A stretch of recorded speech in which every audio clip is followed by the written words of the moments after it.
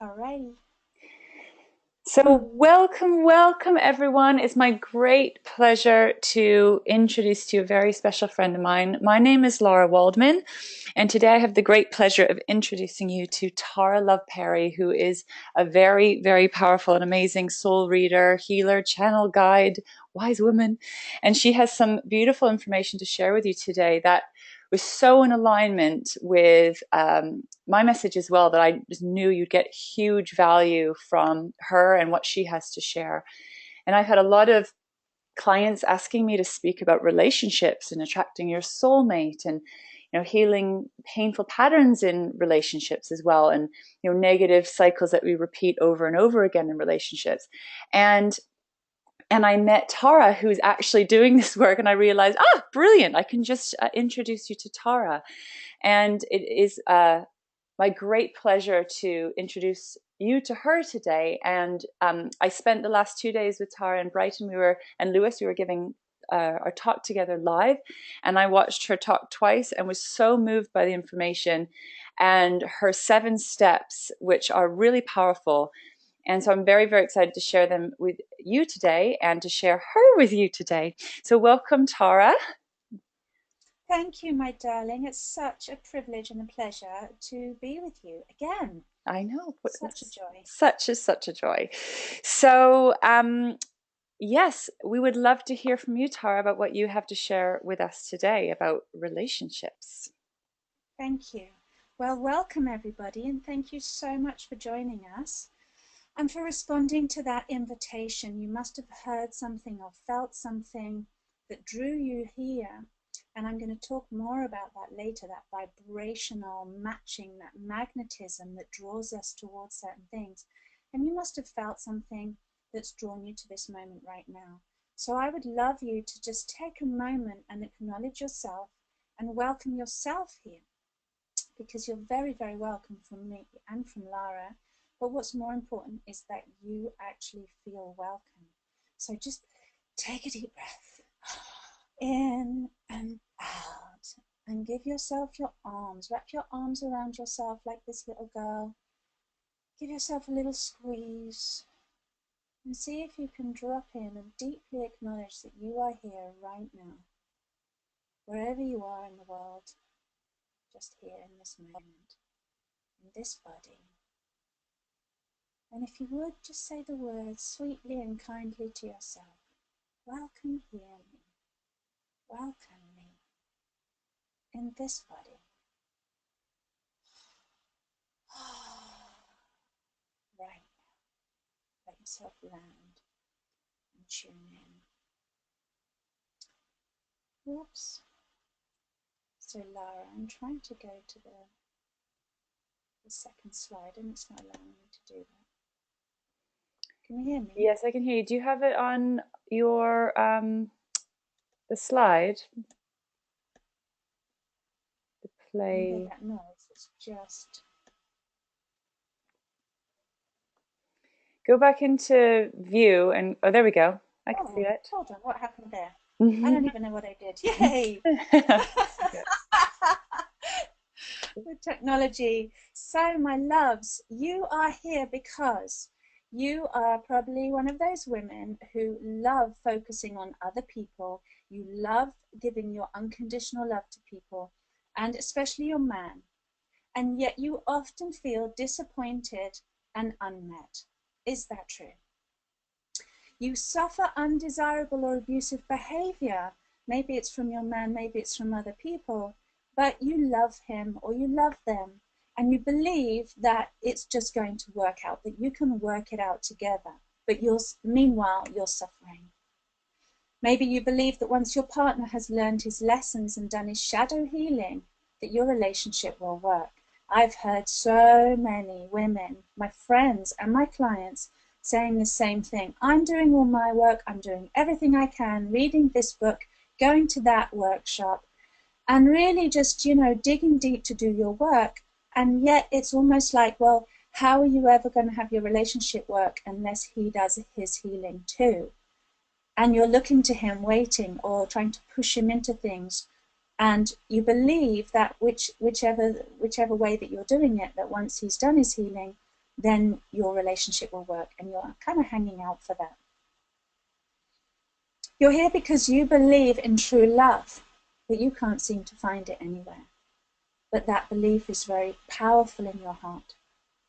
You feel like giving up. You might even feel like checking out altogether, just really going, I do not like this. I don't want to be here. You might be hiding away or trying to forget about love altogether because of all the pain and hassle it's caused so far, and it's just not worth anymore. You've had enough. You might be here because you've run your relationship stories over and over in your head, and yet you still can't work out why he is the way he is and how to solve the problems between you. And this is huge. I mean, how many times do you sit there thinking of the solution, batting it from one side of your brain to the other, to the other, to the other, like a table tennis game in your head, racking your brain, or going round and round in circles, trying to figure it out, trying to analyze where the problem is.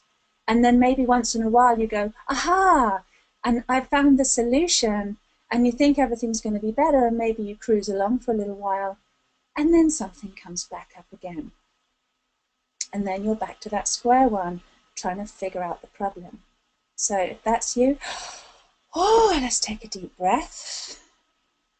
And you're here because you've literally tried everything, and yet you're still stuck and unsatisfied. And join the club. How many women do you know? How many of your sisters and your friends are there around you where we just, we believe in that love? You're a being of unconditional love. You believe in unconditional love, and yet actually getting to grips with it in your love life and in your relationships is really kind of not working. It's very unfulfilling when that doesn't happen. And essentially, my loves, we all need love. It's an actual need. So you can be embracing that need or trying to deny that need, but still that need is there. Take a deep breath. I would love you right now, so I'm really feeling that heart tugging. I understand the pain that you're in. To be in one of these positions, as Lara will tell you, and any other person, who's teaching their techniques and who is coaching others, we know what it's like. We've been there ourselves. And then we learn. We become the master of something through experience our own pain, and then working our way through it and liberating ourselves. And that's when we can become teachers. So it's only because I've been through all of this stuff myself that I can actually connect with you and share my authentic experience and my authentic teachings. So take a deep breath.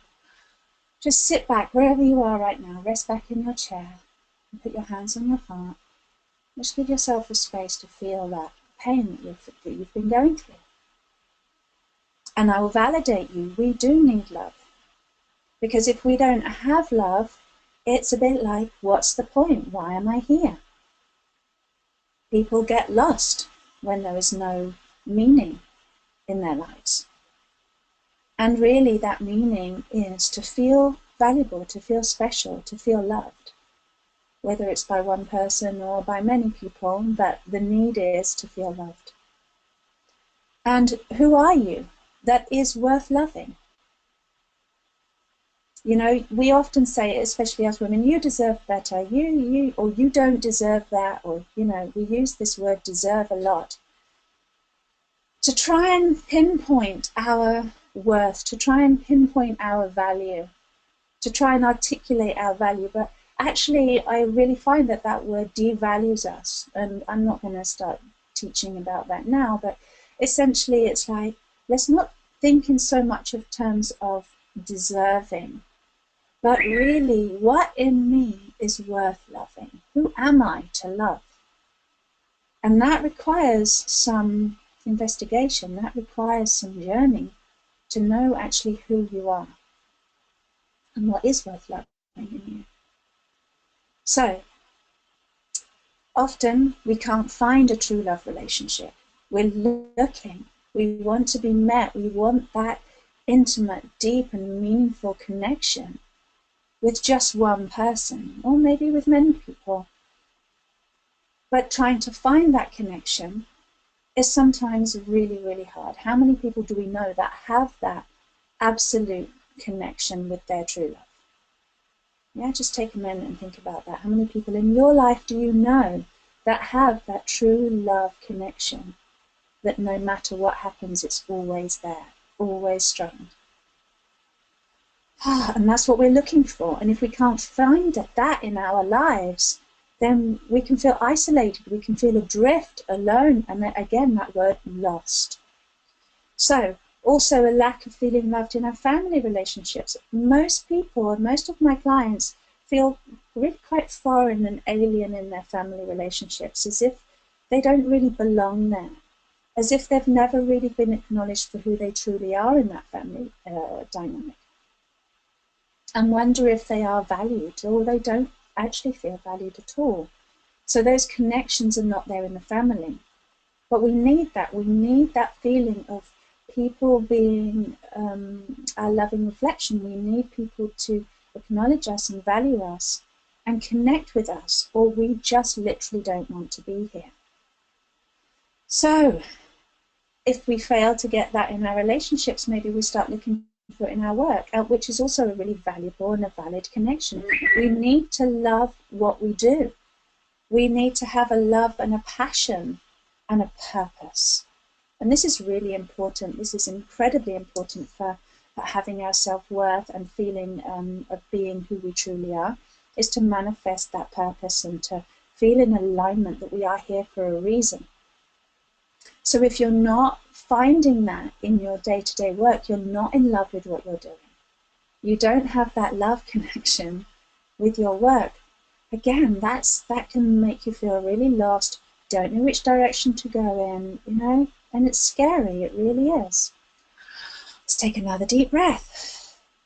So on a larger scale, and for many, many people, they actually deep down feel like this, and maybe it's never been said out loud, but sometimes the lack or seeming lack of love on this earth, in humanity, is incredibly painful for people. It feels like there's so much suffering, there's so much loss, so much darkness, and people don't want to be here. There's not enough love. I certainly felt like that when I was a little girl. Not that I didn't have love around me in my human relationships and in my family, I did. However, I could also really see that love only had a certain condition to it. It wasn't absolute. There was other things going on under the surface that weren't being spoken about. And we can see that. We're not stupid, we're very aware, very sensitive beings when we're small and now as adults. And we know when something's not okay. Even if there's a lot of love present and a lot of good intention, we can see behind that. And we know that there's a lot of love that is needed on this planet because of the people that are suffering without it. We can see that. That's true. So basically, this is all the areas to illustrate why we need love.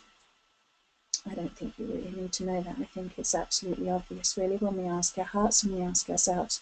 But without love, there is pain.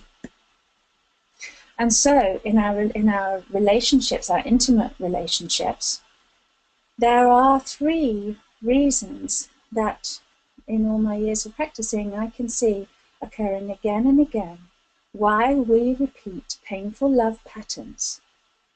And I am here today, right now, to show you how you can liberate yourself from them permanently. And this isn't a fake promise. This is actually real stuff, ladies.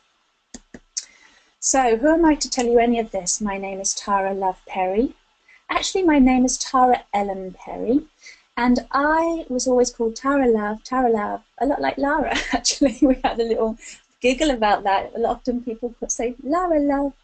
And people used to say Tara Love to me a lot. And I also thought it's a really cool idea, because love is who I am. Love is who I believe and feel and know myself to be. That's what I identify with, and that's my purpose. And I just felt, what better way to become that and to, manifest that than have love as my middle name. I secretly wish everybody would have love as their middle name. Anyway, so soul reader, what does that mean? I've been soul reading In other words, seeing energy and seeing the memories of all things that have ever happened to people ever since I was a little kid.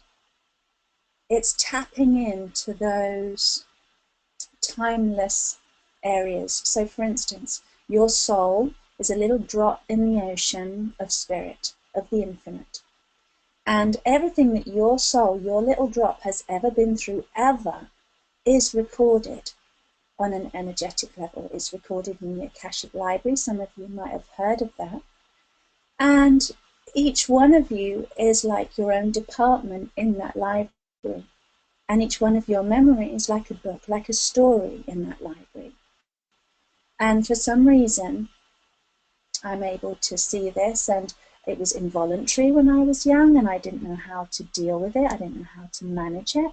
And then I grew up, I became older, certain things happened, certain blessings, validations, and I was able to start mastering how to see these things and start using it as a gift and being able to help people, so I could be a mirror for what's happening on a soul level, which also manifests on a mental, emotional, and physical level. Whatever's happening in the soul happens also on every level that we are, is affected. And so I started acting as a mirror for people so that they could see what was written in their own soul, which was not in harmony, which was an old story that they didn't want to carry anymore. And I could help bring completion and harmony to those. You know, you ever have that feeling in a relationship where you just want completion and you just don't know how? You don't know how to meet the other end. You don't know how to, you know, shake the hands and complete that circle and have it all tied up and beautiful. Well, we all carry those unresolved stories in us. And so what I was able to do was to start helping people resolve their stories. And I was very blessed because just listening to my divine guidance, listening to my heart, listening to my higher self, and also, you know, in that same kind of category, I'm going to put the angels in there. Is it angels? Is it higher self? We don't really know, but something was there, and this presence that later revealed itself to me as Archangel Michael had actually been teaching me for 2 years whilst I was being this reflection, so that I could assist people in dissolving and, you know, breaking those chains. That's the words that we use for Archangel Michael. He has that sword, he breaks people's karmic chains. So I was doing something similar. He was teaching me how to do that, except let's not use the analogy of swords and chains, but more dissolving and bringing back into harmony what was not in harmony. So I've been doing this now professionally for 14 years. I've traveled a fair bit. I get invited to countries and go and speak and teach people these very same methods that I use for my clients. And it's extraordinary how it works. It's absolutely amazing. And so before I launch into these 3 reasons and those 7 steps to self-love, I'm just going to quickly let you know, at the end of this presentation, I have a special invitation for those of you that are still here to invite you to a very special retreat that I'm offering, to come and spend some time with me where I can work with you personally. And that will be in Prague, which is amazing. So this is one of the women that has invited me. She invited me to Dubai. I've been going there for a number of years now, and she actually hosts my workshops, and she's been to all of them, and she continues to come, even though she's an incredible healer herself and a holotropic breathwork coordinator. And she very sweetly called me a midwife to the soul. This is not the first time. It's incredible how this word keeps coming up again and again, because she felt something that she'd never experienced before, which was being able to receive that facilitation of a midwife, you know, to birth herself from one state of being where, even though she was doing everything she could and doing all this beautiful breath work, which I think really works and is amazing, and it's even called rebirthing, that holotropic breath work, but to have somebody there as a midwife to facilitate her transformation and to put the tools into her own hands, which was super empowering for her and very liberating. And so she continues to She continues to benefit from that. So I wanted you to meet her. Okay, now let's talk about in the beginning. Deep breath. In the beginning, your soul decided to come to Earth for whatever reason. And I love this picture because it's a lot how I feel. I don't know if this resonates with you, but something happens where this little soul is a pure energy and it manifests into a body. You come through some kind of vortex, and that vortex is energetic, and it's also your mother. She's your vortex. That's the, you're landing to the earth. You're coming through the mother to actually be here in form. And what happens is that vibration that we are as a soul being, as a spiritual being, we need to have it's like, you need to have that vibrational match, that that same as you energy, because ultimately source seeks itself. We seek to know ourselves, to know who we truly are. And to know who we truly are, we want to have another just like us so that we can see that. Isn't that right? If you just think about that for a moment in terms of looking for your ideal partner, that partner is somebody who absolutely fits you perfectly. My language is to say vibrational match because that's an energy. I'm an energy worker. That's how I speak. But really, it's about you having that divine reflection and that very human, practical reflection, this divine fit with somebody that's just like you, but are different enough to not be you, but enough to match you, so that you feel that that union is effortless. Union is complete. You're not searching anymore. You've found yourself. You've found your purpose. You've found your meaning. And that's why we come here. We come to this earth because we're here to learn about that love. We're here to learn about that vibrational matching of who we truly are, how to see who we truly are. And if you've ever played with the word earth and rearranged a few of the letters, you'll see actually you just put the H to the beginning instead of at the end, and you have this word heart. And from what I've heard in my many, many conversations with Gaia, with the divine feminine of this planet, her consciousness, she informs me that this is the heart school. This is the place where souls incarnate into human form to learn about the heart, to learn about love. And she is the perfect place for us to learn that. She's set up for that to happen. It's why she's here. She's the heart school. And yet, when we come here, we land on this earth, and it's not all doom and gloom, but let's face it, let's have a look at the many, many, many eons of suffering that's happened on this planet. If you were to literally stand on the earth right now, just imagine that. Wherever you're sitting, just put your feet on the ground and have a sense. Send your imagination and send your senses down through your feet. Take a deep breath. Drop down. How many layers of history are you sitting on? Or are you standing on? If you could see layer after layer after layer after layer of all the ancestors that were birthed and that were died before you, so that you could be here right now. So it's your turn. You're top of the pile. You're standing on the topsoil. And all those ancestors are subsoil. They're below the earth. All the wars, all the sufferings, all the deaths, all the illnesses, we are here to evolve. And so far, history has shown us a lot of darkness. It's shown us a lot of what we're not. It's shown a lot of what we don't like and what's very, very difficult to love about humanity.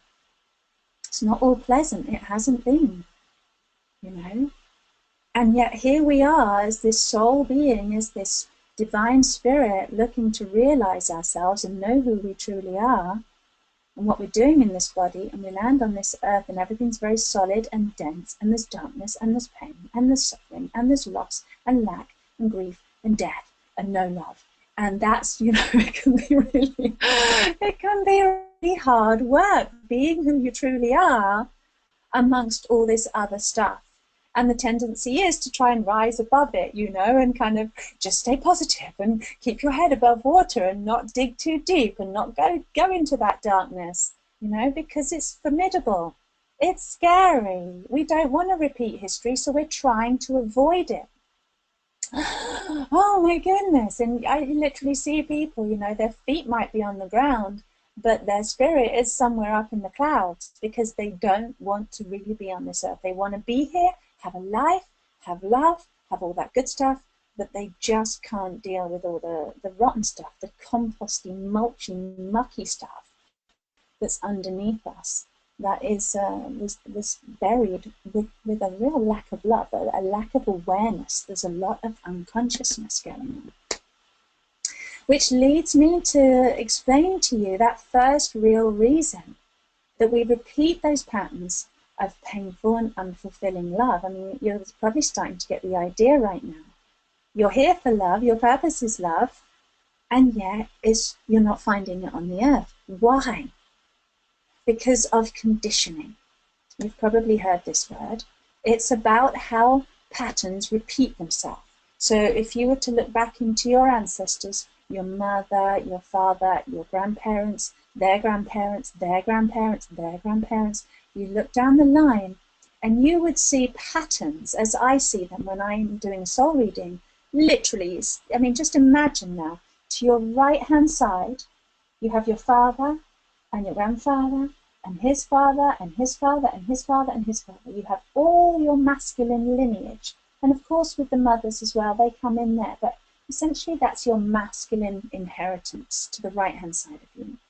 And to the left-hand side of you is your feminine inheritance. This is your mother, your female energy.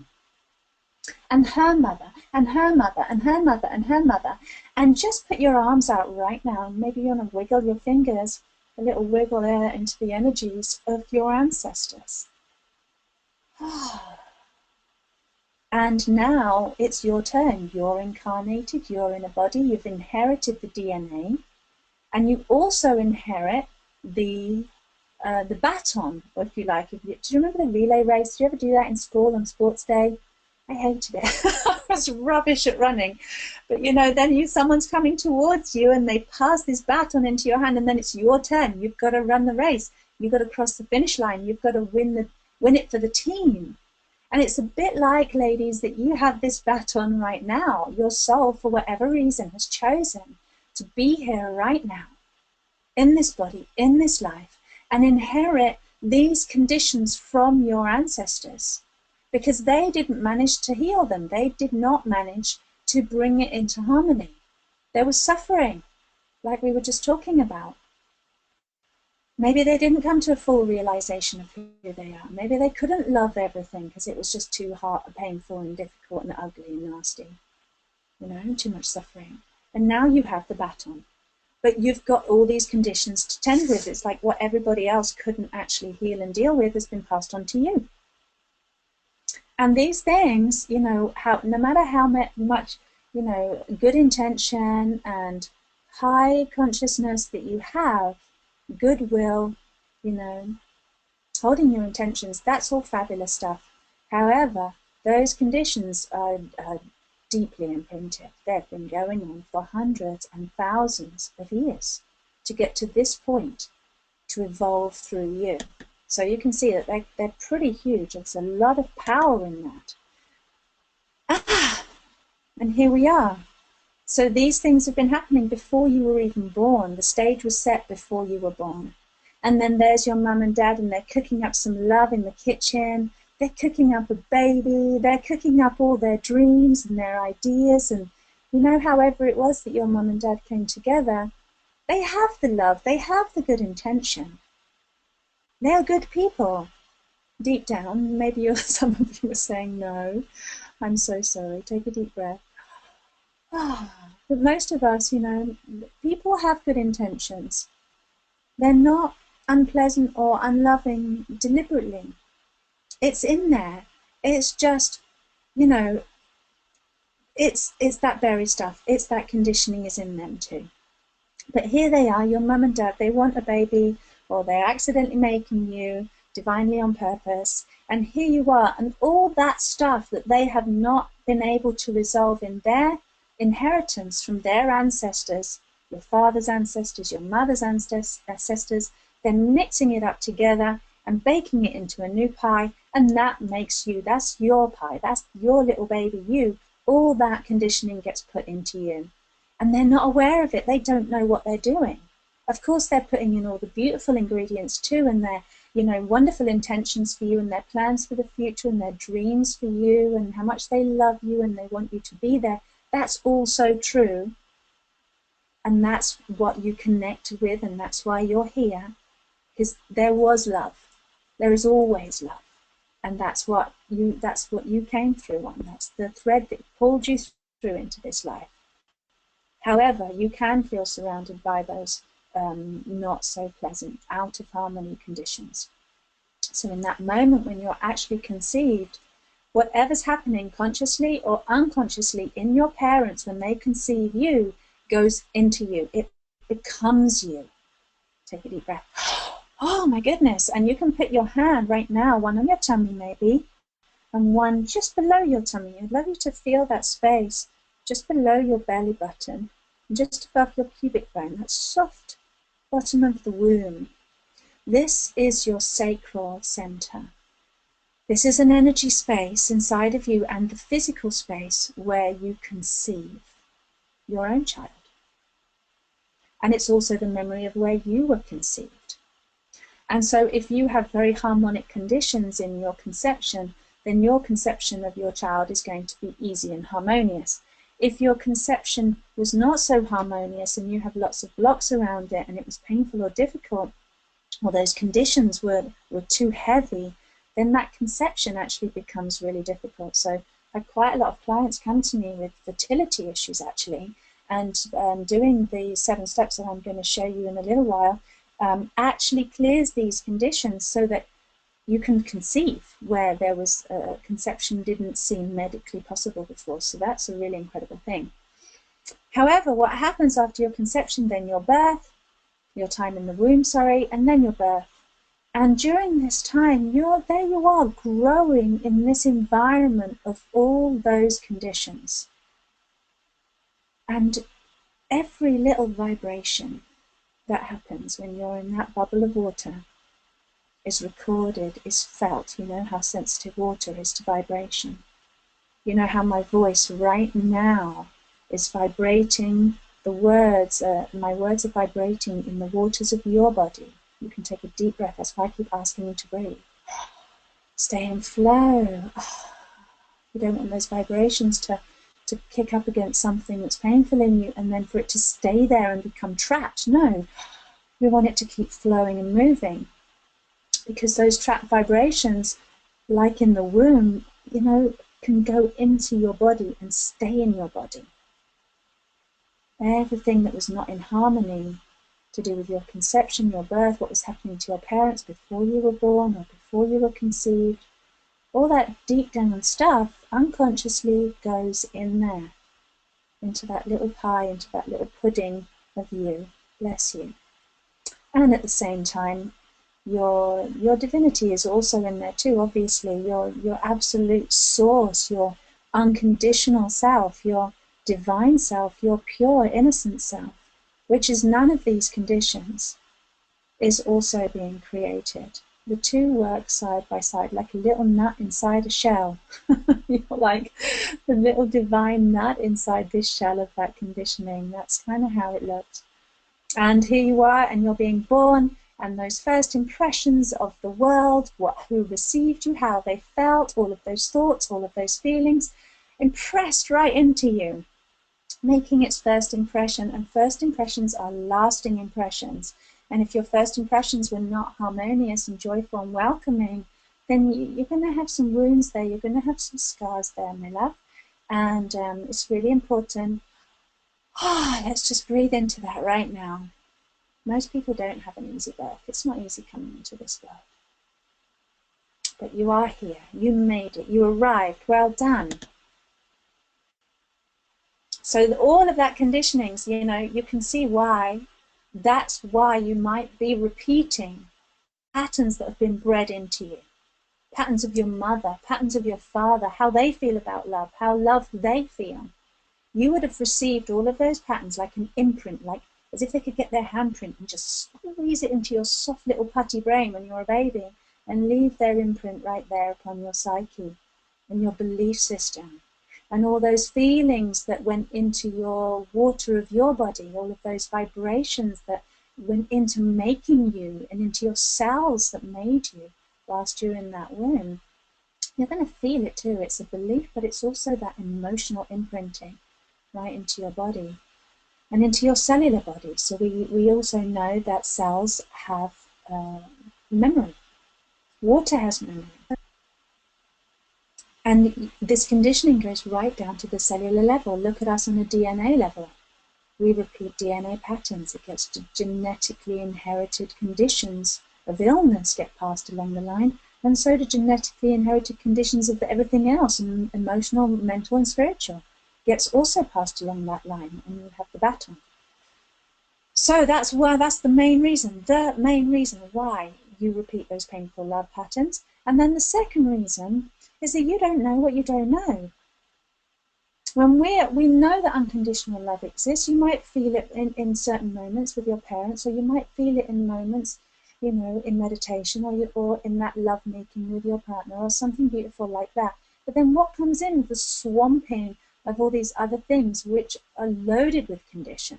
Like if we don't behave in a certain way and we do certain things the way the other person wants us to do it, then pain follows. You make me angry. And then you have to suffer the consequences of that person's anger, for example. And because we're all striving, we're all here. Like I said, this is the heart school. We're here to learn about love. And who amongst us really knows what unconditional love truly looks like? What does it feel like? What does it taste like? What is it? How does it work? We have wonderful ideas. We have great books on the subject, tons and tons and tons of books and seminars and workshops about this love. And yet, how many of us actually know what it means? You probably have a checklist or an ideal or a dream or a vision or a fantasy or even a fairy tale version of what that unconditional love looks like. But ultimately, on this real level, down here on this physical earth, have we seen it working? Have we seen it in real life? How things work in an idea level and how things work in real life are very, very different. And it can be like if you've lived in a dark room your whole life and you know that the sun exists because you get this sense, you get a little bit of light coming through now and again. And you know there's something beyond the curtains and you strive for that and you long for it and you want it and you dream of it and you make up stories about it and you put images and faces to it and pictures to it and it becomes an ideal, but ultimately you're still living in that room with the curtains closed and it's not actually happening to you. It's on the other side, the veil, maybe you would hear it called. No, we don't know what it's actually like to go outside, out of that room, out of those curtains, out of those conditions, and actually bask in unconditional love and be in it. Try telling somebody who's never ever left their house and been outside what it's like to sunbathe. Try telling somebody how it feels to be in that sun and what happens to your skin and what happens to you internally when you're sunbathing and that sun's radiating upon you and it's warm and it's golden and it's blissful. They could only imagine. They don't actually know. It would be very hard for that person to imagine, and whatever they did imagine might, in fact, it definitely wouldn't correspond to what's actually the. So you get an idea. We don't know what we don't know. We don't know unconditional love. We know it, and yet we don't know how to put it into practice. So we don't really know on this level, on this very human level, what unconditional love looks like. And the third reason, is because we have addiction. And this part is fascinating, and I'm not going to spend a whole lot of time on it right now, but it is incredible. I looked up addiction in the dictionary, The state of being enslaved to a habit or practice, or to something that is psychologically or physically habit-forming, such as narcotics, to such an extent that its cessation causes severe trauma. Now let's just apply this to ourselves for a moment. What happens when we get into the habit of looking at becoming dependent upon certain relationships? And even if that relationship is painful, we become addicted to it.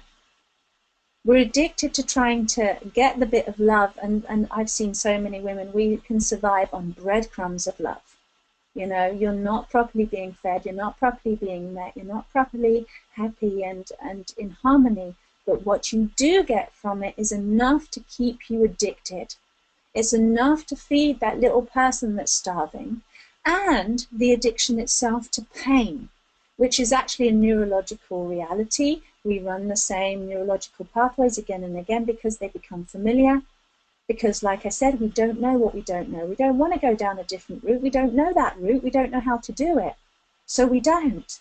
We carry on running down the same route, the same path, the same story, the same pain, the same belief, the same issue, and somehow sort of thinking in a naive kind of way that that's where we're going to find the solution. If we just keep going and we just keep trying and we just keep battling away at it, the solution's going to come. Okay, and how long would you like to be bashing your head against that brick wall, trying to create a new solution from something that actually really isn't getting you there? How many years have you been in relationships that are like this for you? You might be in one now. You might have left one or two or a handful, or maybe more than that. Maybe you've been searching a long time, looking for that relationship, and keep coming out to that place where you're banging your head against the brick wall going, oh, it's not here. Oh, I'm running into the same issues again, the same patterns. I don't feel loved. Maybe there's an addiction there. You've become enslaved. Because when you don't have it, when you're not in that pain, maybe you're free for a little while. How long does it take you before you get back into another relationship? And it might be all roses and fireworks and butterflies to begin with, but then that pain kicks in pretty quickly. And it's like feeding, like sugar, you know, you try and give up sugar, it's super hard. Then love can be like that, even if it's painful love, it's better than nothing, you know? It's still feeding you, even if it's painful love, you're getting those breadcrumbs and you're getting something that's very familiar because you don't know any other way. Because like I said, we're still all learning, every one of us, learning about what true love really looks like. We're battling against and bashing our head against what's not really feeling like love. So none of this will change, my loves, until our magnetism changes. Because if you can imagine those conditions, they set up a vibration. And maybe you just want to imagine that right now or feel it in your body. That pain vibration, that distress, that loneliness, that disappointment, that dissatisfaction, the abandonment, you know, the neediness has a certain vibration. And it's not a harmonious vibration. And it's going to attract an equal and an opposite vibration. So in some ways this might work as you're help me, I really need to be loved and I'm really small and I'm on this planet all by myself and I really need to meet my other and I'm so alone. That little me, that little helpless voice, I'm exaggerating, obviously, I'm kind of characterizing that vibration of I'm not in harmony. And then you might attract the equal and the opposite, which would be I am here to save you, I will look after you. But really underneath that, I will look after you, that hero voice, is also a person that's got that same energy, that same, I'm alone, I need help, I need looking after. Maybe he's buried it though. Maybe he's not consciously aware that he's trying to avoid that, but it's in him and that's what's attracted you. That same energy has attracted you, but he's displaying the opposite version, the rescuer, the hero, the savior. And actually you just become addicted to each other and you become dependent on each other and all the deeper stuff starts playing out as well. And that's where the problem happens. This is where the fights begin. Maybe he's not the hero. Maybe he's the aggressor. Maybe he's, the painful, wounded soul who's had a terrible life. And you identify with that because you've had a bit of a terrible life too, and you can understand his pain like no one else can, maybe. Maybe you've got more compassion and love inside of you than everyone else has in his entire life. And you can see his pain and his poor me. Maybe you're the savior. But he can be quite aggressive. He can lash out. He's in pain. But you love him. So you're going to try and save him. And really what you're trying to do is save yourself from your own pain. You need saving. And so it's like, who's trying to save who? And this is kind of how magnetism works. The equal and opposite of what we are is attracts to us. And so as long as you're having those big wounds, those unhealed, unmet conditions that have never been resolved, that you've inherited throughout your ancestry and your history, and maybe even, this is often the case as well, though I'm not going to dive into it too much, is those past lives where maybe you believe in that, maybe you don't, but with a soul library of stories, and this lifetime just being one of those stories, you can imagine maybe that there's other stories in there that are unresolved, and that's what's pushed you through the gateway into this world to come back again, to try and resolve and heal those open cases, those files that have not been closed, because there's unresolved stuff in them, unresolved stories. And here you are looking for that completion, and you're looking for your mate, you're looking for that person to help you get that completion.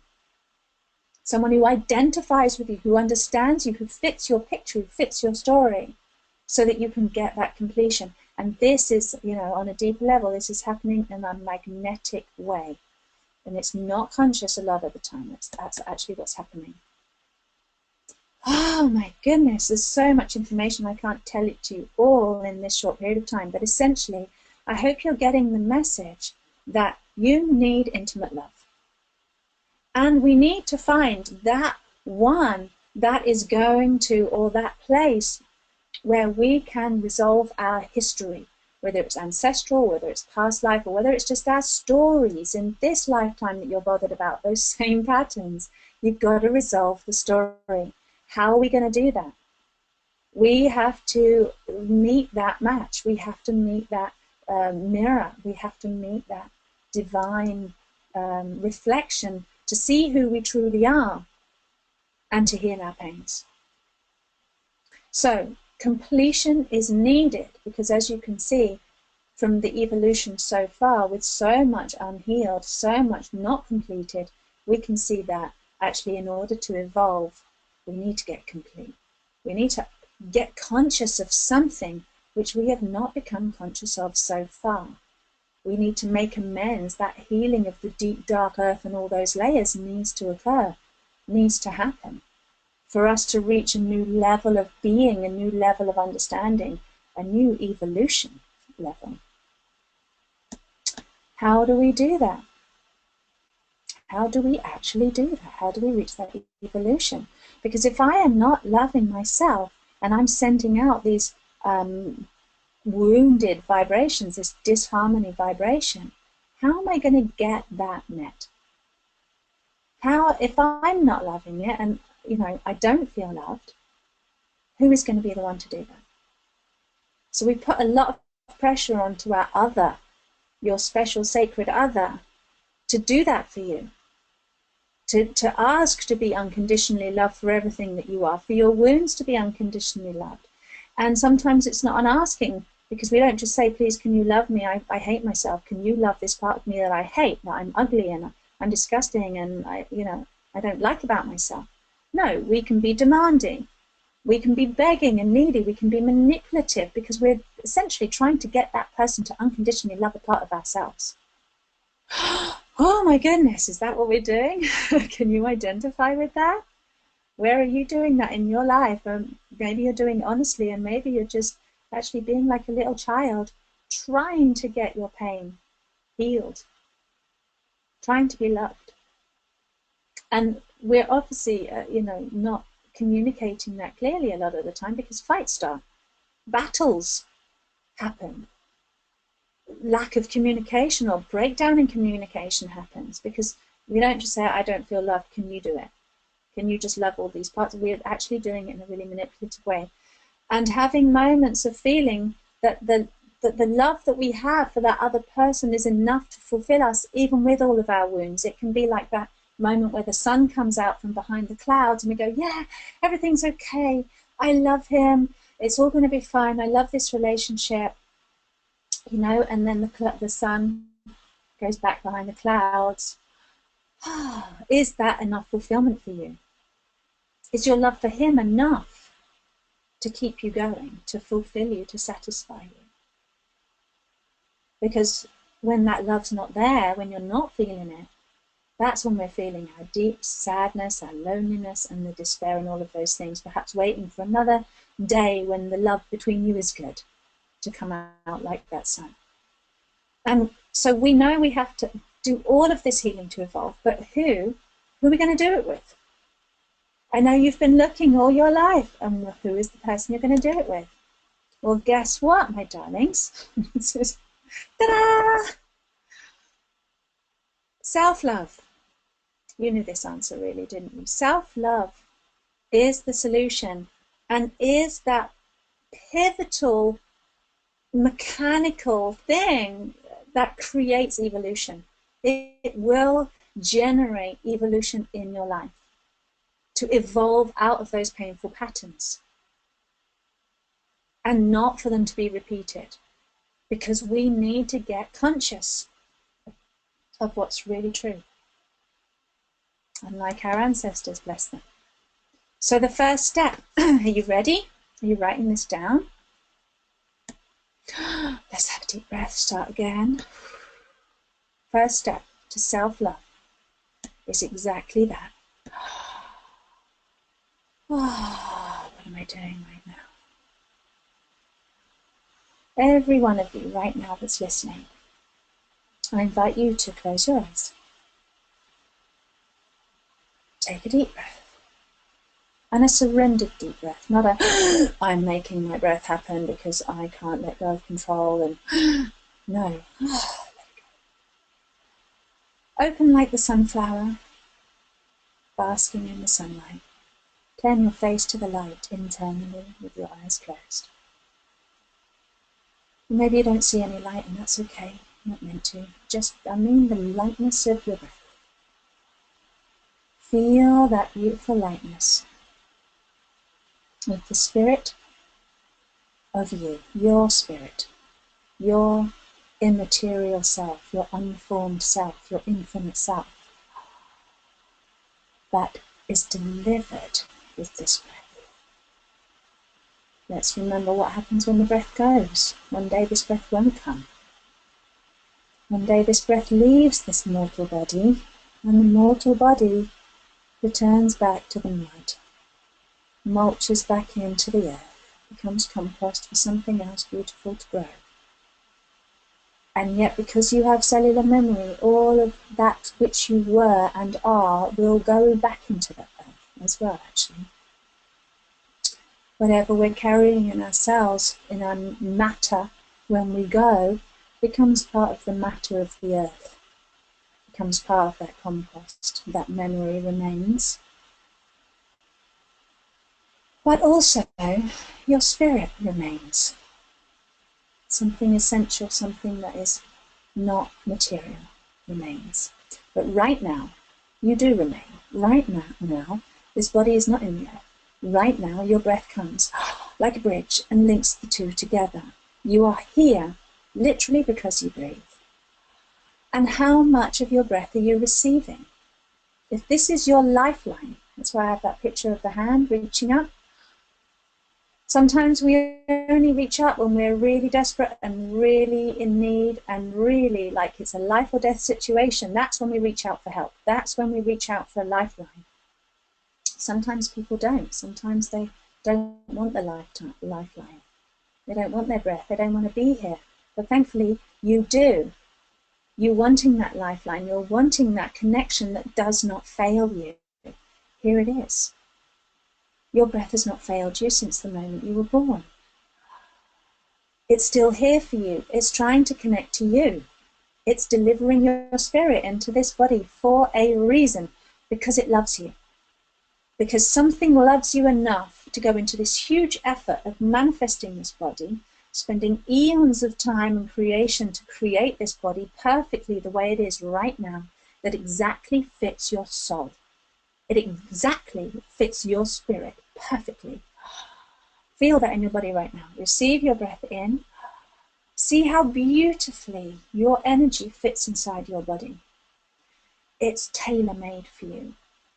Except a lot of us, because we haven't been living and receiving all of ourselves, been living in our minds a lot of the time, we're not really inhabiting our home. And that can be really distressing when we're not in, and just like a derelict house, other creatures move in, people dump their stuff all over the place, think it's a tipping ground, don't they? And this quite often happens to us. When we're not fully embodying ourselves, other people decide it's a good place to dump their shit. Is that true or not true? You know, how many of you feel like you just get dumped on because you're so open, you're so loving, but you're also really allowing that to come in, because how much of you are you receiving? How much of you are you occupying?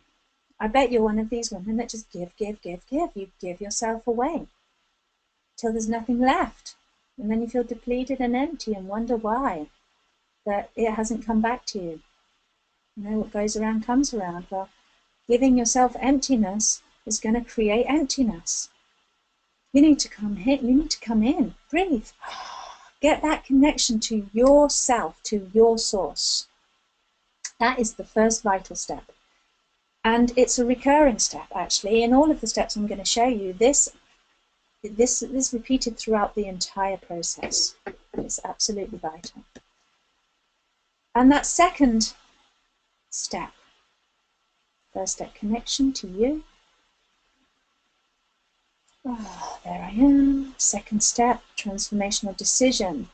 This is a huge area to go into, but I'm going to quickly tell you now that there are 5 elements that I can decipher after years and years and years of working with clients, that we have to want to transform. We have to want to go down that different neural pathway. We have to want to try something even if we don't know how. And this is the how. Firstly, you've got to own your own power. If you keep making it your man's job to love you unconditionally in all the places that you need to be loved unconditionally, then you're giving that power to him. You're giving your power away. Deep breath. Put your hand on your heart and your belly right now. Oh, just feel that. Let the breath come deep into the tummy. Are you giving your power away? This is something that we've been taught to do as children. You know, we look upon our parents to provide and care for us, and when they haven't provided and cared, we're still looking for somebody else to do it for us because we're dependent children. Even if we try and independently do it, we can have a look around and see where we're doing that successfully or not.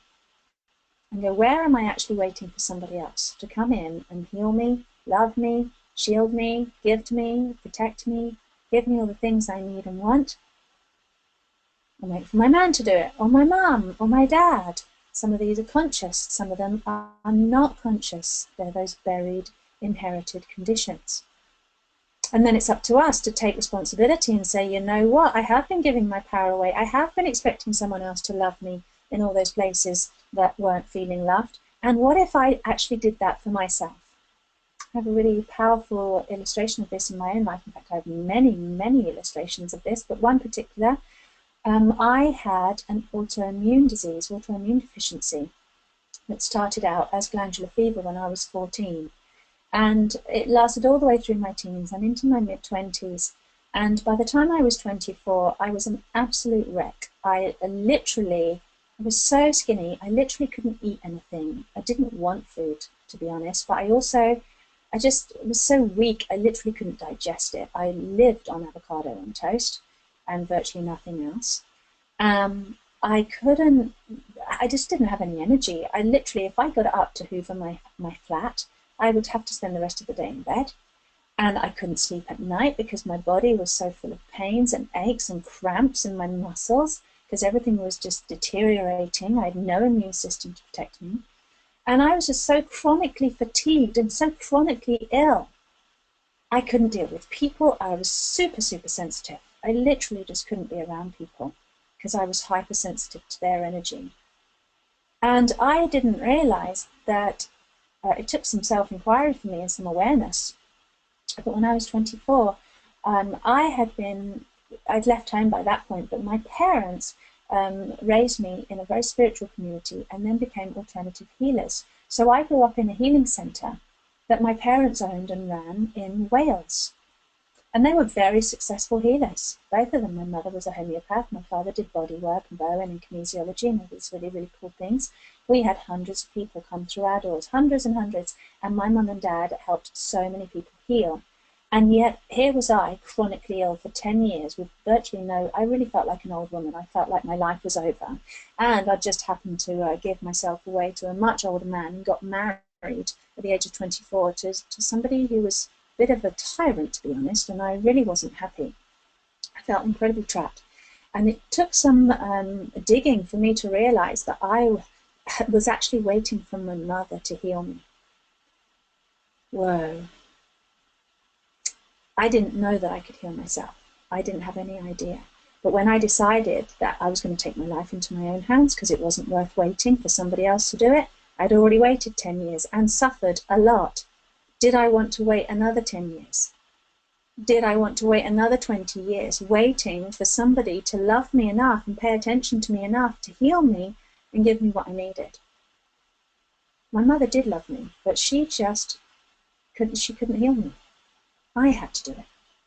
I had to take that responsibility, massively life transforming. Then I had to learn how to meet my needs independently, women, and that's what we need to do. You know, that we might be a huge how. How am I supposed to get my need for intimate love met when you're looking for the other to meet you? Well, this is where you're going to have to actually be that other for yourself. You're going to have to be the lover you need. You're going to have to be the mother you need, the father you need. The love that you actually need is you. You are it, my love. You are the love. And to prioritize in your life, what's more important? Like for me, did I want to live or did I want to die? Did I want to wait another 10 years or did I want to get sorted now?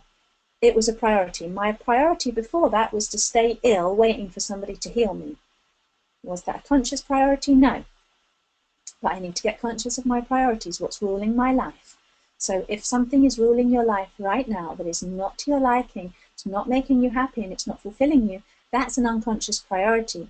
And what needs to happen is that we wake up, we become conscious of our priorities, and we reorder them and we put something else first. And I recommend that what you put first is that you're willing to love yourself enough to take care of your needs, take responsibility, and own your power. Does that make sense? I hope that makes sense. Anyway, this is a lot to take in, I understand, but then we become dedicated to our decision. We become dedicated to our transformation. All of this is transformational decision making. It's a lot of information here, but I think that you get the gist. It's all within your reach. Look, it's all in your hand. You have that power. It's all really quite simple. Do you love yourself enough? Would you be willing to love yourself enough to transform your life? Yes or no? Take a deep breath. Let me show those. See those little thumbs? Do you want to love yourself enough? Yes or no? To own those 5 elements of a powerful decision making. Whoa. Step 3. I'm going to show you how this works in practice at the end, because it might be just food for your mind right now as you're looking at these slides and you're trying to figure it out and maybe you're making notes.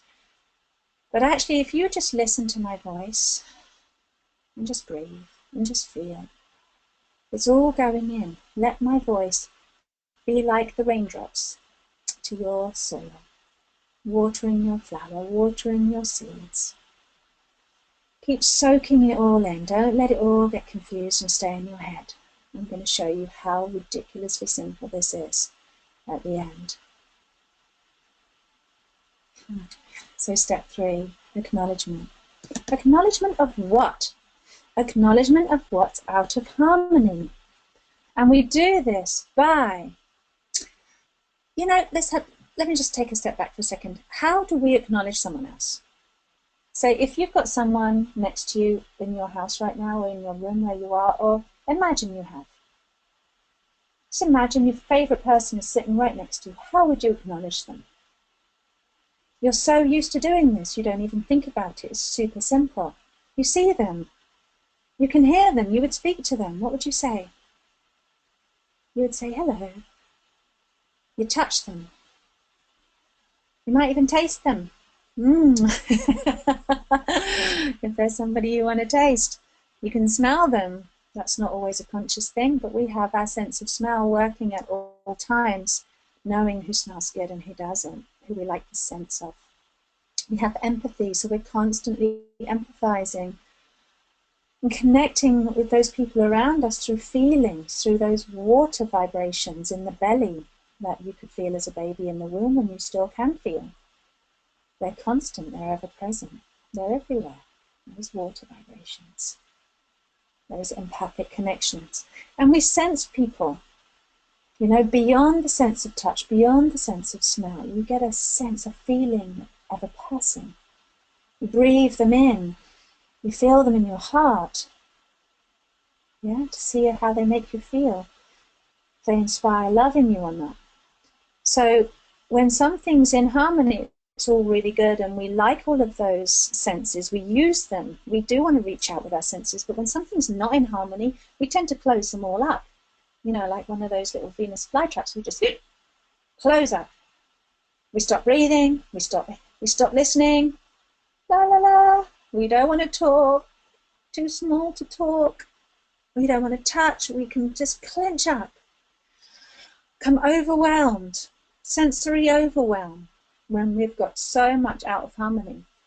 Say if you've just broken up with your partner, or he's just left you and abandoned you, or you've had some horrible row that was really traumatic and some nasty things were said or done. Take a deep breath. Let's breathe into what is out of harmony, because it's vital. If you want healing, you want something to change, if you're willing to love yourself enough to create transformational change in your life, you have to go and acknowledge what's not in harmony. There's no other way. You can't just bury it. That's what our ancestors did. You are not your ancestors. You're here to evolve. You must acknowledge it. It has to become conscious. And we do that using all the senses we have. We know when something's not in harmony. Why? Because it kind of just doesn't feel good. Put your thumbs up right now. When something feels good, your thumbs go up. Your body says yes. Your heart says yes. Your mind says yes. I feel good. Everything's great. But we are sensitive beings, and when something's not okay, you get a whiff of something that's not okay, or it's right in your face not okay. No, those thumbs go down. We are not happy. We are not in harmony right now. That's what needs acknowledging, what's not in harmony. Bring your hands to your heart, bring your hands to your tummy. You can acknowledge what's not in harmony with your own touch. Putting your own arms around yourself like a mother to a child. Breathing into it, seeing, hearing, feeling, tasting, touching, sensing, empathy for yourself.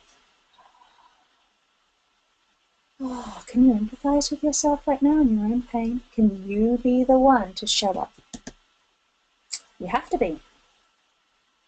Because you're the best person for the job. There is nobody better for the job, no one closer to your pain than you.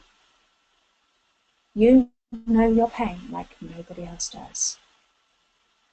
You might want other people to know your pain, but they can't. They just can't. They're full of their own. They can get close to you, and they can empathize with you, but ultimately you're the closest one. You're the best person for the job to go in and acknowledge yourself. So just spend a second just doing that right now.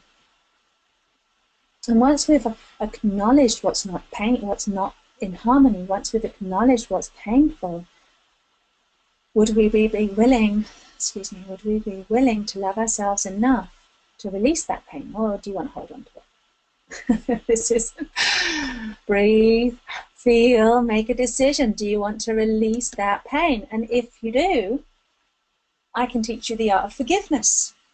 There is an art to it. There are 7 directions to forgiveness, just like there are 7 directions to life.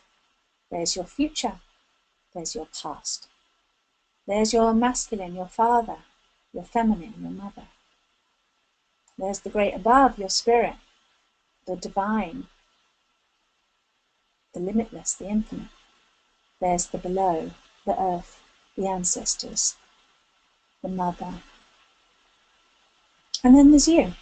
You're the seventh direction, or the first direction, whichever way around you like to look at it. Personally, I think self, we start with self. This is direction one, right here. But we are caught in these 7 directions of energy, with which energy flows to us, through us, into our life, and out of us again. If any of you know chakras, the chakras, we receive energy in through the back of the chakra. We feel it in our spine. We receive from the behind, like this beautiful woman in this picture. The wings, the love, the golden light received in and emanates out through the front of the heart chakra. That becomes our path, our future, our forward. So if what we have behind us is not so nice, or we are blocking, then we're running on empty reserves. We're having to draw that strength, that power, that love from somewhere else instead of just receiving it and allowing it through. So we want those channels clear. And the best possible way to release all our channels, all our connections to life, within yourself, to the breath, to the above, to the below, to the ancestors, to your children of the future, your grandchildren, or even your own future life, meeting your own future love, having your heart manifested in front of you, having your divine reflection in front of you, means having these channels clear. It means having all those wounds neutralized and released so that you are no longer magnetic. You are no longer magnetizing to you what actually causes you more pain. And that pain is being caused for a reason, because that's where your attention is needed. Pain is an attention seeker. It needs attention. It needs acknowledging with love, with empathy, with kindness, with compassion. And then, if we are ready and willing to transmute it, to become powerful, to be who we truly are, to become free of all of that, to emerge out of that chrysalis of the pain body, then we need to release with forgiveness. Oh, how would that feel in your body? How would that feel if you could release all of that stuff beautifully? And I'm not talking about throwing it away and getting rid and cutting chains and cutting cords and, just getting rid of it. I'm talking about transmutation. This is what the art of forgiveness actually does. It takes something out of harmony, and by the power of forgiveness, dissolves it and releases the pain and returns us to our original state, which is step 5, unconditional love. We are unconditional love. So by taking that casing off, that pain body, dissolving it with forgiveness, starting with yourself, and then emerging in all those 7 directions, you are transforming all energies that are attached to you. And you can imagine if there was little strings going out in those directions, and the energies that were attached to you also are feeling that vibration of the forgiveness. They're feeling the vibrations of transformation so that their pain attachments can be dissolved also. That's a powerful thing. You become a powerful force through the right use of this art of forgiveness. It's so humbling. It's so beautiful. It's so powerful. It's the most incredible way that I've ever seen of totally transforming something. It can heal rapidly.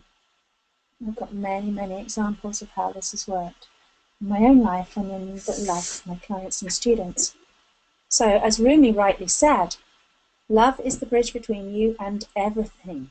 Unconditional love is all there truly is all you truly are. Feel your breath, feel your body. That's unconditional love right there. It never left you. Your body's there for you every moment of your day. If you're having a shit time, it doesn't just disappear. It's your body's loving you right now, no matter what you go, no matter what you think or say to yourself. That's unconditional love. It's super practical. It's there. It's real. And like your breath, unconditional love is spiritual. It's infinite. is being given to you moment by moment every single day of your life. As long as you're receiving it, it's giving. Could you be the receiver of all of this unconditional love that is being given to you, and to powerfully choose to release all that is not being unconditionally loved by the power of love? There is no other power. You can't get rid of it, shutting it in a cupboard and just going, no, I don't want to see you, little me that was suffering a lot of pain and abuse when you were small or when you were a young girl. Can't deal with that pain. I'm going to shut you in a cupboard and lock the door and hopefully never hear from you again, because you're just ruining my life. I can't bear to remember. Gosh, how awful. Open the cupboard door, get the child out, give her a cuddle, tell her you're sorry, and let's forgive and release her from that pain and love her pain. Love her for what she's been through. Love your little girl. Love your adult woman, gorgeous, sensual, feminine self. Reclaim all these parts of yourself with that love. That would you be willing to love yourself enough to love yourself in all those places that have never been loved? Would you be willing to do that? Because really, love is all there is. Love is all you want. Love is what you truly are. Is that true? Kind of true? Kind of not true? Yes or no? Take a deep breath. What's the next step? That's pretty powerful stuff, right? That's an amazing, it's not just a concept, it's a reality. Unconditional love is real. You can't imagine it. Gratitude is step 6. Now, you've heard of these things before. None of this is new medicine. You know about everybody being grateful for what you've got, and you know that's going to make you feel better. And that's true. But the way that these ingredients are layered together, like layers of a cake, you put them together, something else extraordinary happens. There's a reason that these are put together in this way. Okay, so none of it's new medicine, but this is powerful. This has been, you know, how old is gratitude? How old is that feeling of when you feel so immensely appreciative of something, it just fills your heart? Now, we remember how that feels. You might be feeling grateful right now. You might be struggling to feel grateful. But we know in our minds, yes, gratitude is a key. But how do we use that gratitude to create magnitude, to have a real magnificent effect in our life? Because often people use gratitude a bit like a plaster to cover up a wound. Let's just ignore that I'm actually not feeling okay, and I'm just going to be grateful and be grateful that, you know, I've got my friends to help me, or be grateful that I've got my beautiful child to cuddle, or my little cat to pet, which is really lovely, and it can make you feel better, and gratitude is really sweet, tasty, yummy stuff. However, it can also be like putting icing over a cake that actually just tastes really disgusting and horrible and really quite shit, if we're honest, you know? And we smother it in gratitude and go, yes, I'm happy. I'm saying my positive affirmations. I'm being grateful for my life. Well, that's beautiful, but don't kid yourself. If actually deep down you're feeling really, really unhappy and like screaming and crying, and you just really need to be loved, then we have to go back and do those other steps. You can't just plaster over the top with gratitude and hope it's all going to get better. It won't, my darlings. It just literally won't. If that worked, then we would see it working, and we would see that there was no more pain in the world. Now, like forgiveness, there's a mastery to gratitude. There's a certain learning, and by sitting in gratitude, then we learn from it. You know, by being with that gratitude, it teaches us. And gratitude actually, it's like it comes from a process of when we've done that love. We can tap in. I can tap in right now and feel gratitude for my life. But if I'm truly grateful for everything that I am and who I am, then I'm also not going to ignore and deny those parts of me that are wounded and are in pain.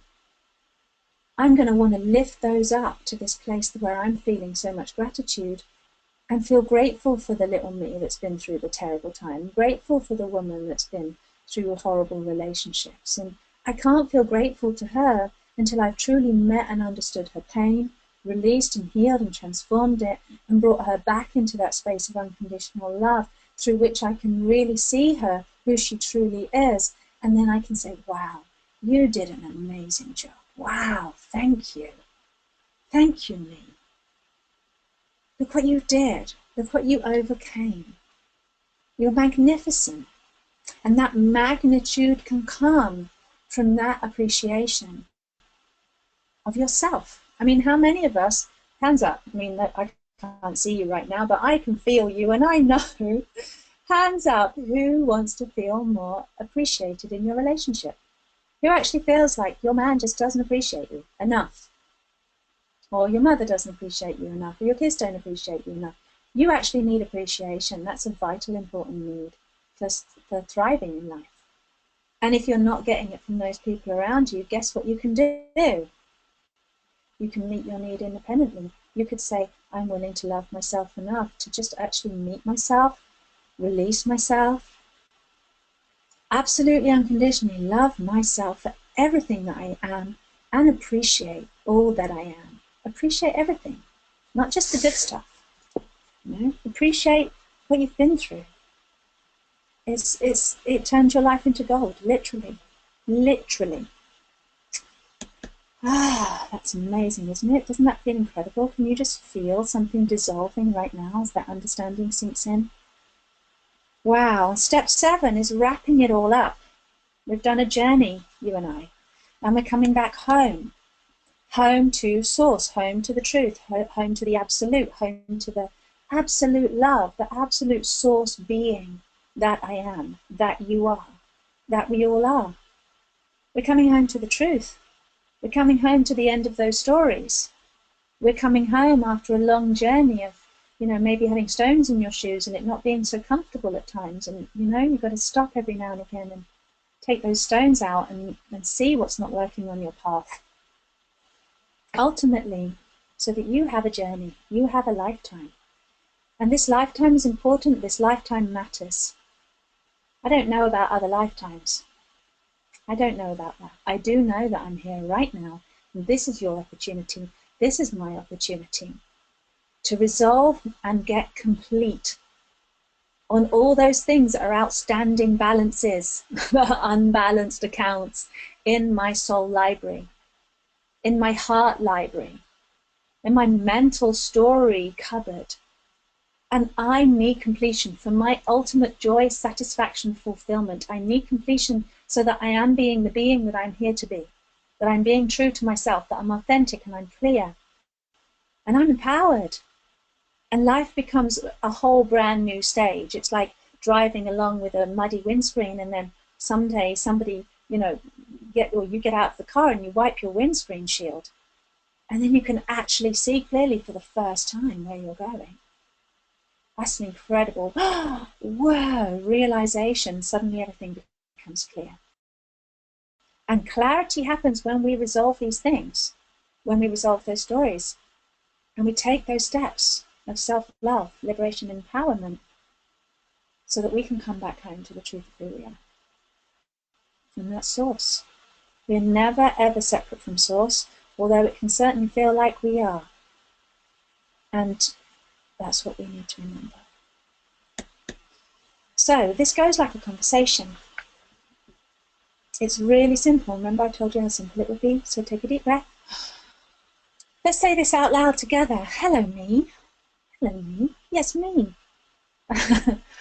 I'm right here. This me needs attention. This me is here, being you right now. And say to yourself, would I be willing to love myself enough to create radical transformation in my life? To turn these stories around? Would I be willing enough to say to myself, I am sorry, me. I'm sorry is the most perfect way to articulate that acknowledgement, to acknowledge what's not in harmony. Say, I am sorry. I am sorry, me, for my pain, for my suffering. Deep breath, let it sink in. Don't let those words just hang around in the air, not knowing where to go. They're yours. They're for you. Breathe them. They're your medicine. Sorry, you're not happy. You've been having a terrible time. Not fulfilled. Not met. Please forgive me. That's the petition to yourself to release yourself. Please forgive me. Please let me be released from this pain and suffering, me.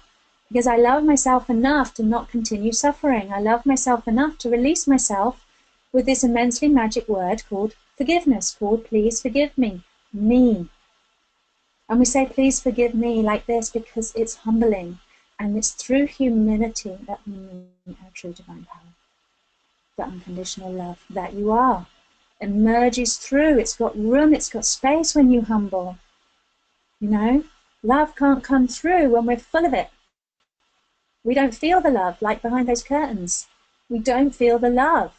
We have to open the curtains. We have to be humble. We have to open ourselves. Be willing to see. Please forgive me. I'm sorry for your pain. Please forgive me. I love you, me. I love you. I'm going to be the one to love you. I take up that mantle. I take up that task. I take up this beautiful challenge to love you, me, like no one else has ever loved you before. I'm going to love all those parts that have been hurt. Thank you, me, for realizing. Thank you, me, for being the one to step up. Thank you, me, for being so brave. Thank you, me, for having the strength and the courage. Thank you, me, for being loving enough that you would do that for me. Yeah? Thank you, me, that you are humble and forgiving enough. Thank you, me, that you are the one with the eyes to appreciate. Thank you, me. Say that to yourself aloud. I love you, me. Thank you, me. Thank you, me, for being here right now to recognize these truths. And then we complete that beautiful cycle by calling everything home. Please come home, me, to the absolute truth that I am. Say this out loud, my loves. Wrap your arms around yourself. Please come home, me, to the absolute truth, the unconditional truth, the love that I am right now. Call yourself in. Bring yourself home. You are source and you are yourself. You are everything. You are not separate.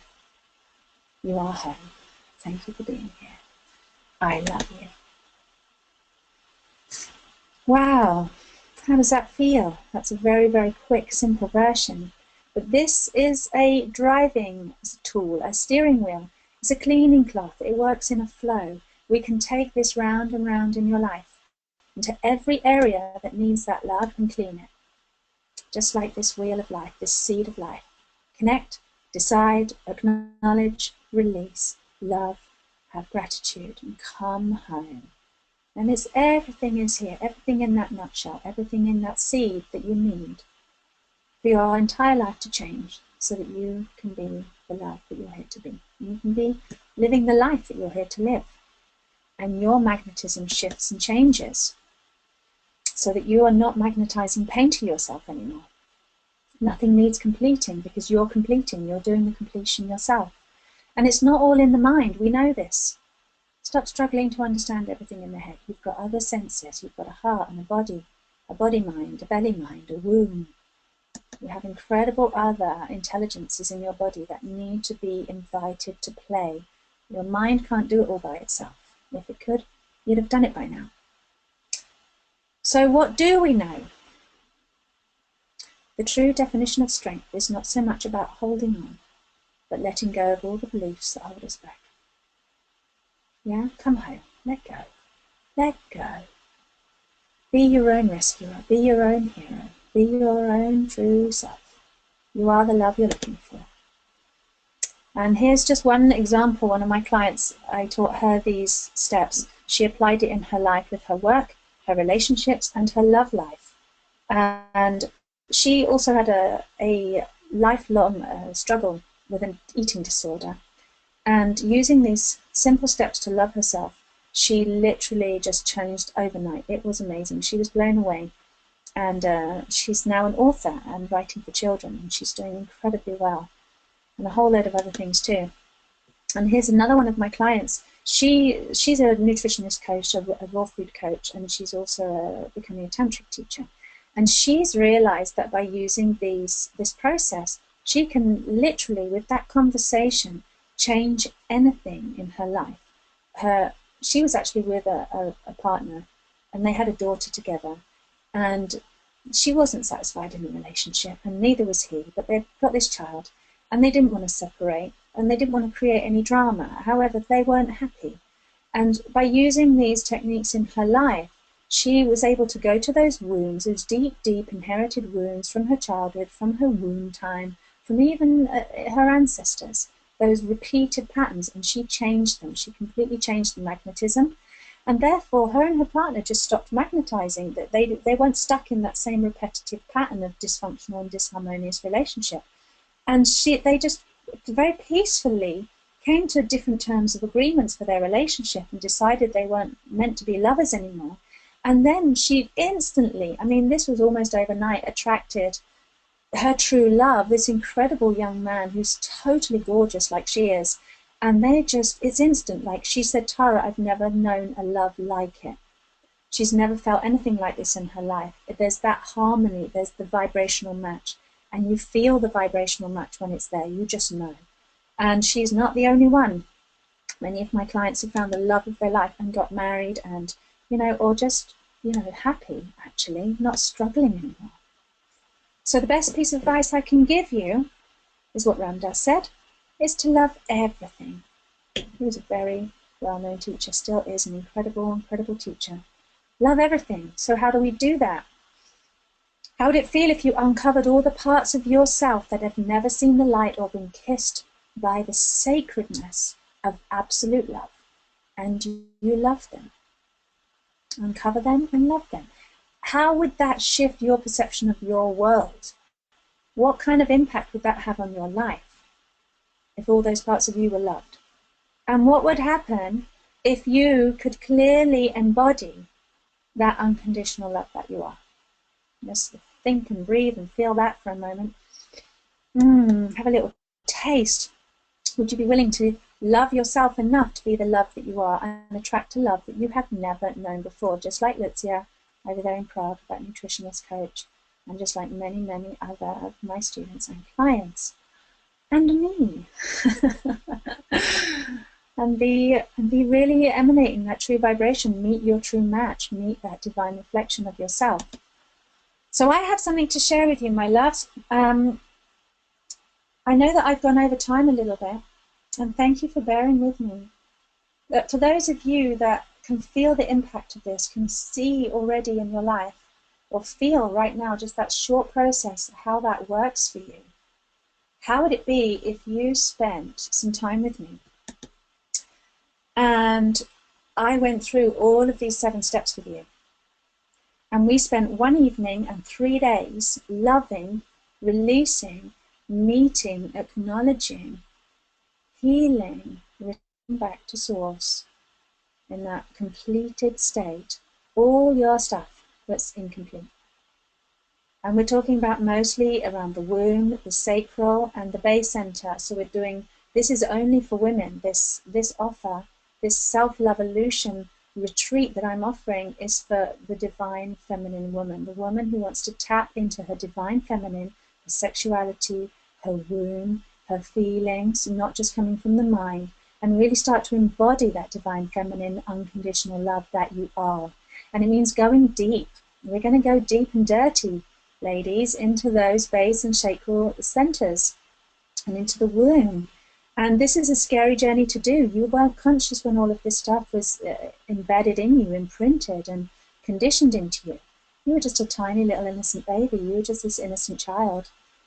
And you've grown up and gone, oh my goodness, I've got all this stuff I'm carrying around with me that doesn't really feel like mine. And how do you go to those deep, dark places? How can you do that alone? And this is where you need that midwife. Well, maybe you don't need it, but maybe it's a good idea. It feels certainly more safe. It certainly is a real, genuine gift to be able to have somebody with you and to not be alone, because you're not alone. And you don't have to do it alone. None of us can do it alone, not even me. You might think, oh, soul reader, transformational teacher can do this. No, I still need my friends. I still need my healers. I need my people, like my Lara, for instance, to help me, midwife me through the things I can't do by myself, because it's scary and it's dark and I don't know the way. And thankfully, I do know the way. I've been doing this for a very long time, and not just in this lifetime, helping people get free of their karmic stuff and helping people's souls become liberated so that you're really shining out your true essence. And I'm going to teach you all about the laws of energy as much as we can anyway in a few days, but without overwhelming you, but making it really clear how magnetism works, how vibration works, and how the laws of energy work. You will get my book, I Love You Me, and the worksheets. You get to keep all of that. We're going to be also making all of these teachings embodied. So it's not just, like I said, it's not food for your mind, it's food for your heart, your soul, and your body into those cellular memories. So we're going to be doing some really beautiful yoga, Shakti yoga sessions on this retreat as well. I've got an optional Lotus Mandala workshop for one evening when we feel like sitting around and being girly together.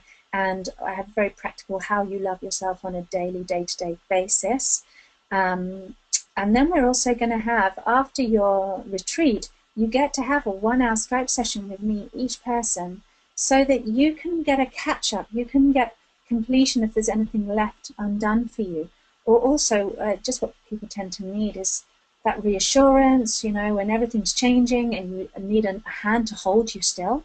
Have you ever done that when you've gone to a workshop and you learn everything and everything starts shifting and then you're at home on your own and it's like, who do you reach out to? All those people that you met, everybody you did it with, they're all going through their own stuff. Well, I'm there for you. I'm always going to be there for you. My hand is right there for you. And to prove it, I'm going to give you a free session. That becomes included. And I'm going to film, well, I'm not going to do it, but I have a beautiful woman coming who's going to video this entire teaching. Not you in process, not you during the retreat when you're vulnerable. No, not at all, because that's private and sacred work. But to video the parts where I'm teaching and sharing so that I can post it to you in a package and you get to receive the video of everything that's happened on the retreat so that you can continue to learn. So if you forget, you've got something to come back to. And all of our meditations and journey work, we're going to be journeying down through the chakras, we're going to be journeying in the soul, we're going to be journeying back to your birth and your conception. And we're going to do lots of clearing. So these journeys are going to be recorded so you get to take them home. How awesome is that? Whoop, whoop! Yeah, that sounds amazing. Even I think that's amazing. I would love to do that. I would love to do this retreat if I wasn't hosting it. That's a wonderful thing. I do actually get to do it again and again and again. So we're doing it in Prague. We have got 4 days, 4 nights and 5 days actually booked in Prague at an incredible hotel, which is actually called Metamorphosis. And it's just around the back of this very famous clock tower and that beautiful church that you can see in the old town of Prague. It is magical here, ladies. It is truly a most magical city. It's built on sacred geometry. And we're going to be feeling like queens when you go there because everything's going to be so vibrationally harmonious for you. And it's going to help exude that queen energy, that divine feminine energy of you. And so your retreat package is my delicious offer that I've cooked up in my kitchen for you. 4 nights in this 4.4 star actually hotel, Gothic hotel, based on room sharing. Either you can have a double bed or you can share. An evening meal when you arrive. You have beautiful boutique vegetarian, vegan and raw lunches and juices daily at the retreat center. The healing center is going to be super close to the hotel, literally a minute's walk, and they have the most incredible restaurant, which we'll be eating at every day. And all that's included, and your buffet breakfast at lunch in your delicious hotel. And we also have, so 3 days of workshop, and then day 5. So day 1 is arrival on that evening, then 3 days of workshop, and then day 5 is the Monday. And that's where we go and enjoy the city. And we go and see the castle, we go and have tours, we go on the boat, and we go and have lunch in a medieval hall. So, and you will also get other time to enjoy Prague as well in your lunch hours. I'm going to give us very leisurely lunch hours so that you've got time maybe to go and take a horse and carriage ride or do some shopping or just look around. It's not all going to be work. It's going to be a beautiful balance between you going deep and then coming up, going out for air, basking in the beauty, and then bringing yourself back in into that beautiful space. So until the end of this month, which is actually coming up quite soon, I'm giving 17% off the full price as an early bird offer. And so this early bird offer is for £797, which if you make a deposit of today, that's £266 today for the month of April. And then you've got May and June, because we are going to go on the 30th of June. So you've got these 3 months to make those installments. Deposit today and then 2 more installments. And that doesn't include your flights, sweethearts, because I can't arrange from where everybody's going to fly to from all over the world and different places, but I can arrange virtually everything else. And we'll see what else we can do. So today, ta-da, especially for you, I know you've been so excited and hanging on and waiting to find out what you get when you can come along and do this. I have decided to give you, how can I make the deal sweeter? I don't know how I could give you any more, I really don't. And then I thought, well, I can actually just give you more of me. I can give you more of Tarot Love. You can have a 2-hour soul reading and healing consultation with me on Skype before you go. And then it gets all your personal stuff really well identified, and we can even get that healing already happening. We can get your vibration shifting right away. So it's like putting you in the boat and setting you on the river to that, going back to that state of completion. You'll be already on your journey. And also we'll have a more intimate connection, you and I, and you'll hopefully be able to just let go even more on the retreat and trust me to hold you and midwife you, because you've already had that taster experience. Normally this 2-hour consultation on Skype is £200, so that's a total bonus for you to receive today. It's my giveaway to you. And also for everyone who's registered on this call, I'm going to give you the Breathe and Receive meditation, which has been recorded, and you can, what I was talking about earlier, step one. Step one is super powerful, so powerful that I just, I can't even sell it to you. I'm going to give it to you. You have to do step one. You have to breathe and connect. So you're going to get that anyway. And I guarantee, I promise to help you transform your life and show you exactly how to use the 7 steps of self-love and liberation as tools for the rest of your life. For 3, 4, 5 days, yes. Get super clean, get super empowered, have a life transformation, and then continue. And if you are not happy, you don't think it's good, then I will give all that money for the retreat back to you. If after the first day you're just saying, you know what, Tara, this isn't for me, I don't dig it, here's your money, I love you, and I'll give it back to you, and off you go. Okay, so embody and empower your divine feminine and heal your relationships by loving yourself.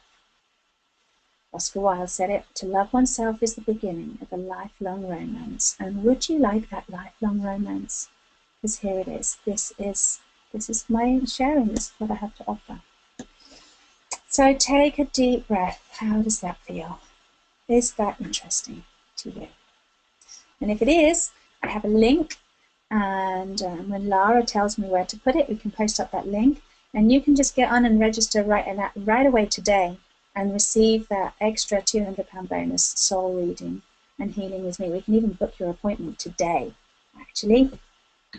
So Lara, what do you say about that, darling? Well, that's awesome. Thank you so much, Tara, for sharing all that beautiful, powerful information with us. It's been a wonderful pleasure to listen to you. I have posted the link to your course, to your retreat, in the chat box, so you should be able to see it there. Maybe you just want to have a check that everyone can see it.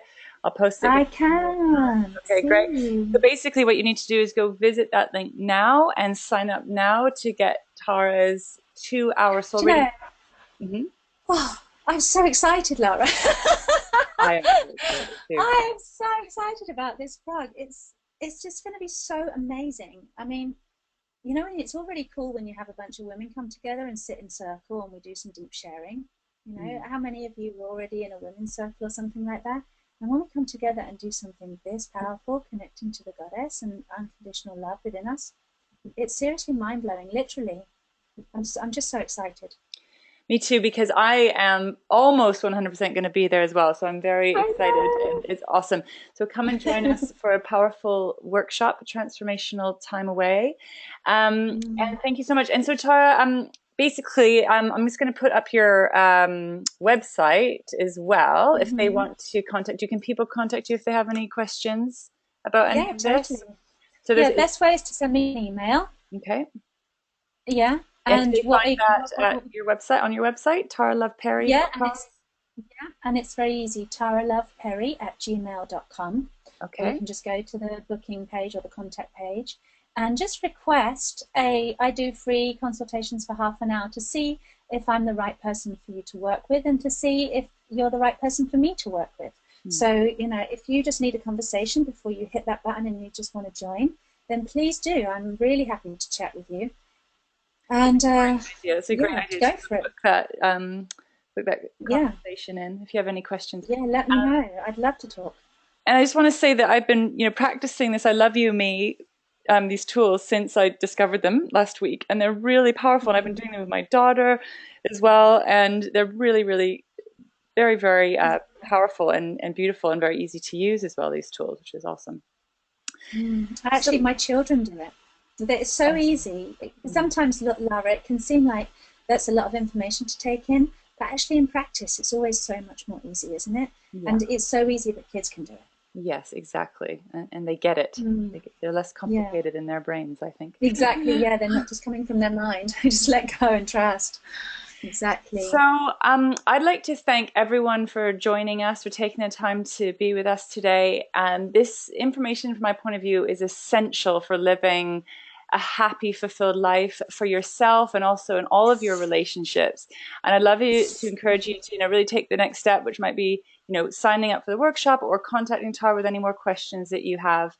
And there will be a Mhm. recording to this. So if there's anyone that you feel would benefit from hearing this information, please share the recording with them. That's such a good idea. I hadn't thought of that. That's brilliant, isn't it? It is technology is so How many fantastic. times I know, how many times do you go to something and go, oh my God, I wish so and so was here and so and so was here, and I wish my mum could hear that. And actually, one of the women that's registered for the retreat is bringing her mum. How cool is that? Amazing. Talk about empowered decision to clear your inherited conditioning. It's like doing it with your mum. Absolutely. So Yeah. lovely ones. Thank you so much for being here. Thank you so much, Tara, for sharing your beauty and your gifts with us. Oh And my God, it's such a pleasure. yes, lovely. Well, get in touch. Make sure to sign up for Tara's to get more information from her and to keep in touch with Tara as well. So love to you all. Sending you huge amounts of love and Love, hope much to see love. you in Prague, beautiful people. Yeah, say I love you, me. I love you, I me. love you, me. I love you, Laura. Thank you, I love sweetheart. Thank you for you. being a most awesome coach yourself and Thank you. inviting everybody here. Well, my great pleasure. Thank you everyone for being here. Lots of love. Go out and love Okay, yourselves take powerfully. Have a beautiful day. and you. Bye. Bye.